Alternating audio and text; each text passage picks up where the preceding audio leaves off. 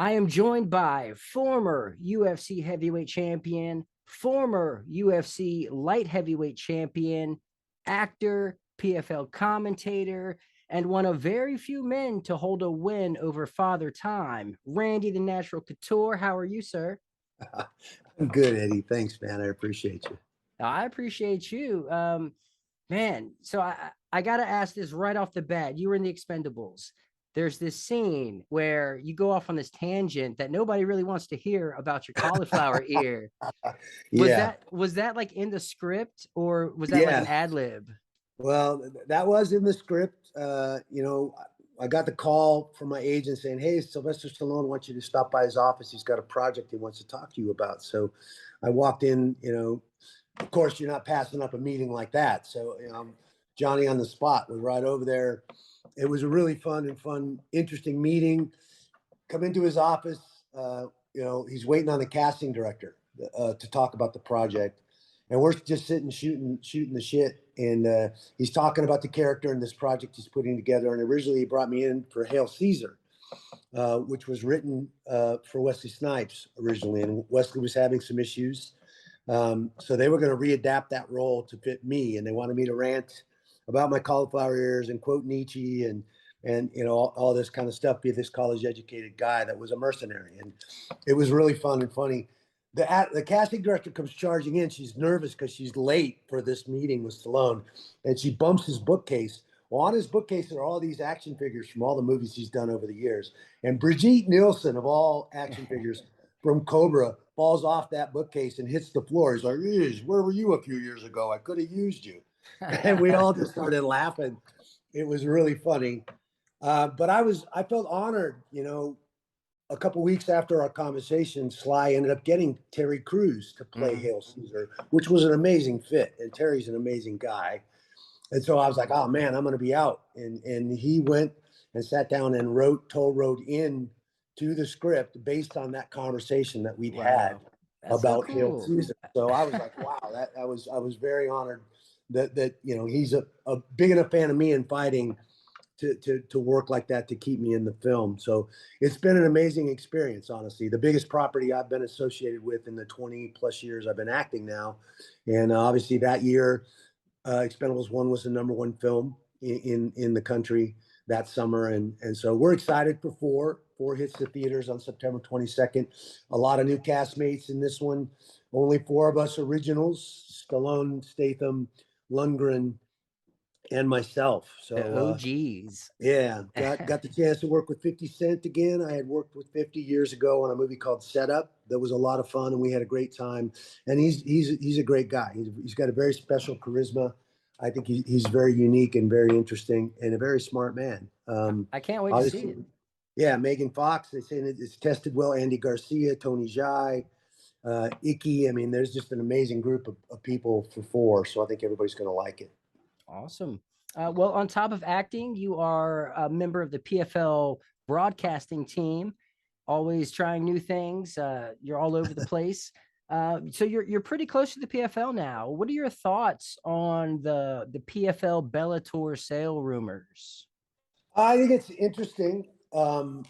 I mean, at first glance, you're like, well, I don't know. I don't understand. It's a completely different format. So why would you buy that brand? It doesn't fit into your format. But if you recognize how fast the PFL's grown over the last 6 years and exactly what they've done, they just launched PFL Europe. I think next year you're going to see PFL Middle East and PFL Africa come online and start putting out some product and creating some opportunity for some fighters in those regions. And I think the pay-per-view model is going to launch next year in 2024 as well.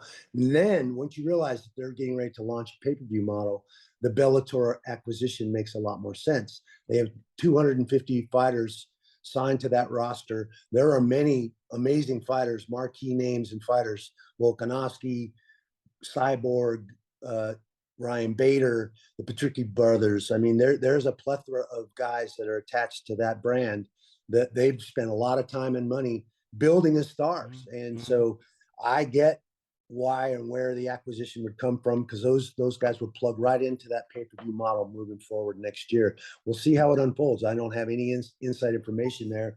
I just know that there are a couple players involved, and that the PFL is definitely in those conversations. So it'll be interesting to see how things unfold this next year, both with the Middle East and Africa, and the pay-per-view model for sure. Yeah, it seems like they're definitely making waves. They brought in Jake Paul. I believe he's going to be involved, like a brand ambassador for the pay-per-view model. August 5th, he's boxing Nate Diaz, which is that's just mind blowing. Who you got in that one? What's your opinion on how that plays out?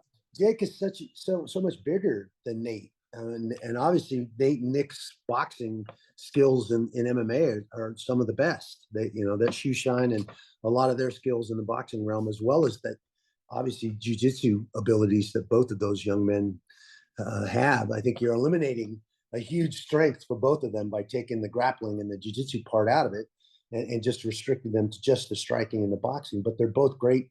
And, Nate's a very good boxer. My question is he big enough?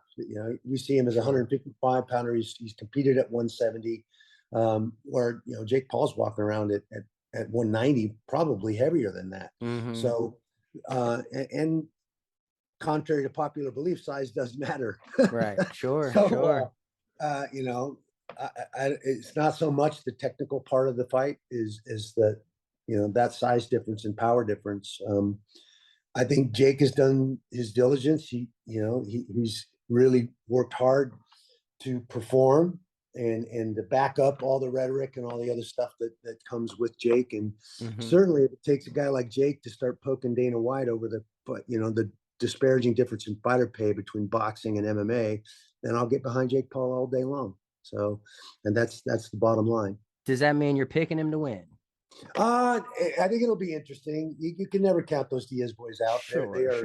They're vicious competitors, and they love to scrap. So that makes for an interesting fight. It'll definitely be fun. Another question: the fight happens, they box, whatever. Whoever wins, whatever. Do you really think that Jake Paul will then come and try his hand in an MMA match? Will he enter the PFL cage? I think that's why he signed with the PFL, because he wants to make that transition to mixed martial arts at some point, just like we did with Kayla Harrison, just like they're doing with Clarissa Shields right now, what they're doing with Biagio Ali, giving them, they come from more of that striking background, or Biagio is an amateur in MMA right now, but they're giving them that chance to get their feet under them to show, that they have the level to compete in the regular season or in the pay-per-view model. As we move forward with that.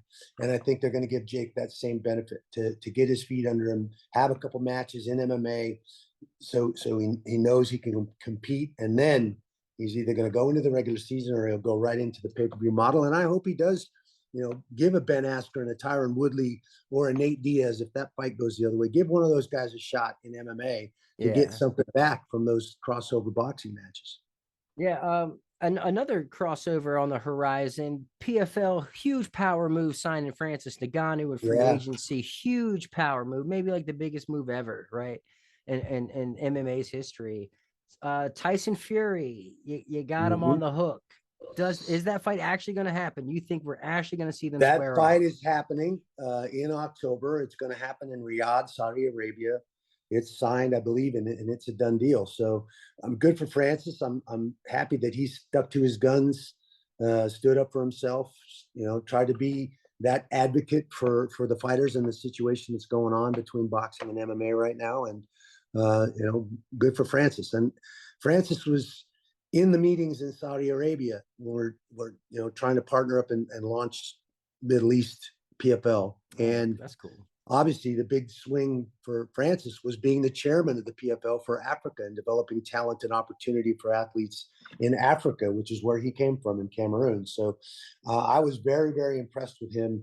Obviously, those two regions connect and geographically are very, very close to each other. So they're going to have to work in synergy to create these opportunities, and these crossover fights between Africa, or certainly North Africa and the Middle East, are going to happen. And Francis has a very clear vision on how to develop that talent, how to create those opportunities, how to create facilities in those areas so that those folks have an opportunity to be a professional fighter just like he is. So, and a world champion just like he is. So yeah, no, so like very, that seems That seems to be the narrative, or at least the vibe I get, is everyone's tremendously proud of Francis for standing up for himself, like you said, for getting the paydays, um, even if they might not be picking him in a boxing match against Fury. They're Yeah, still I mean, happy that he's disrupting the status quo, you know. yeah, Uh, definitely. but after He's absolutely stepping up against Tyson Fury. I mean, he's at the top of his game and the best boxer in the world right now. The head movement, the long rangey, the footwork, I mean, all of it. He's just an amazing competitor. So Francis has definitely bit off a big chunk to step into boxing at that level. Francis has got amazing athleticism. He's got amazing work ethic, and we all know about the power. And a guy with that kind of power, you can never count out. 100%. Back in 2010, there was this guy by the name of James Toney who came over into the UFC and got pantsed by this guy Randy the Natural Couture. I mean, first round arm triangle, wasn't even close. Right out of the gate, took him down, embarrassed him, and we really never saw another crossover of that magnitude again. Could Fury be the one? Could he be the heavyweight champion that comes over to MMA? I mean, yeah, there was the real question with James and how much MMA was he going to be able to learn in the 4 months leading up to that fight? And I think we answered that question pretty quickly. I mean, he let me take him down and climb right to mount, which is absolutely the worst place you want to be, certainly as a new fighter in MMA. I wasn't silly enough to stand around with James and test out that shoulder roll hook because it's as good as anybody's in the business. And I think that's why I got the nod to be in that fight, because they knew I wasn't going to play around trying to strike with a world-class boxer like James. It was an MMA fight. That was the rules of engagement. So, and I analyze, was he going to catch me with an uppercut or a knee? Because he knew I was going to try and shoot and take him down. So I went a little lower. I went down to the low single, dusted off the old college tactics and technique from Coach Smith, and it worked. He was wearing those ankle support, so I knew I was going to be able to grip, and that made me smile for sure. But that was a fun fight. First time ever fighting in Boston, the first UFC in Boston, which is an amazing sports town and an amazing historic place in this country. That was huge. It was actually really MMA cool. was illegal up until that point. That was Yeah, like that the was the first first legal show. event there. Exactly. So That it was was pretty really, really huge. cool. Really fun. Did you ever get an offer to box James Toney in There a was a boxing match? rumor. And I think James started the rumor because I think he would have liked to have had me, step into the boxing ring with him after that fight. But there was never any conversation, certainly no serious conversation. I heard that rumor that he wanted me to box. And I'm like, I'm not a boxer. Right. I'm a wrestler. I'm a mixed martial artist. You're not taking away my areas of strength and making me just go to boxing. As much as I love boxing, my boxing was adequate for MMA. Good enough to get you to have to grab a hold of me. Oh, dude, you dropped Tim Sylvia. No, everybody remembers that. You come out, what was it, inside leg kick, overhand right, like right out of the gate. Come on now, we know you got hands, Randy. Yeah, it was purely proficient to force people to have to wrestle me in MMA. I mean, that was the goal. Yeah, MMA striking for sure. Before I get you out of here, real quick, Jon Jones, he is the heavyweight champion of the world. He's about to take on Stipe Miocic. Who do you think wins that fight? Well, Stipe's been out a little bit, but I know Stipe. He's a diligent guy. He's a very talented guy. I think he's a great representation of the heavyweight division, and I like that matchup. I think Jon may actually have to use some of his wrestling for a change and not just rely on his striking ability and that long rangey levers that he has. I think Stipe is going to challenge him a little bit, and it'll be interesting. Obviously, there was some questions about Jon and how long Jon had been sitting out before he fought Cyril, and he looked great. He was right on track. He didn't seem to be missing a beat at all. So I'm thinking that Stipe is not going to have any ring rust. It's been a little over a year since he's competed. I think he'll be ready to go. This is a huge opportunity for him. He's going to take that seriously, and I think he's got a great shot at winning that fight against Jon Jones. He's definitely going to pose some serious problems for Jon. It'll definitely be interesting. Well, one last thing, handles. How can people follow you on your journey, your Twitter, Instagram? How can people follow Randy Couture? Yeah, XC Natch on Instagram. There's actually another Randy Couture out there that already had the name. So I had to come up with the old gym name XC is Extreme Couture, and Natch is short for natural. They Jay Haran used to call me the Natch, and so that's kind of where that came from. He's one of my best buddies. He's a great guy. Randy_Couture on Twitter. Randy The Natural Couture is the fan page on Facebook, and I do a lot of that stuff myself. So perfect, beautiful. Well, Randy Couture, thank you so much for taking out the time to speak with me. It's truly an honor. I try my best not to fanboy. You're an absolute legend. Just thank you for dedicating your life to martial arts and being such a great ambassador for the sport. I wish you nothing but the utmost success in everything you do. Thanks, man. I appreciate that. Have a great day, and thanks for having me on.